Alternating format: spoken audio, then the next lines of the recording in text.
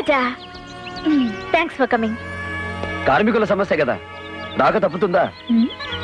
Come on. ఇంట్లో ఎవరు లేరా? ఏ ఒంటరిగా వచ్చావు కదా, నిన్నేమైనా చేస్తానని భయమా? అరిటాక్కు లేని భయం నాకేంటి? ధైర్యవంతుడివే. ఒక్క నిమిషం కూర్చో, ఇప్పుడే డ్రెస్ చేసుకొస్తాను.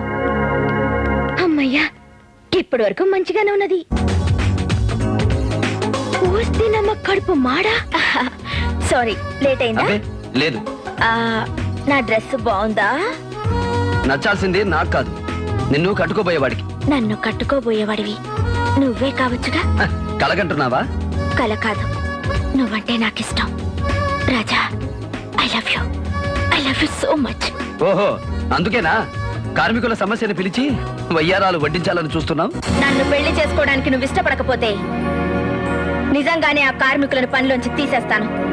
అప్పుడు జరిగేది 3 మళ్ళ పెళ్లి కాదు, 4 తన్నుల పెళ్లి.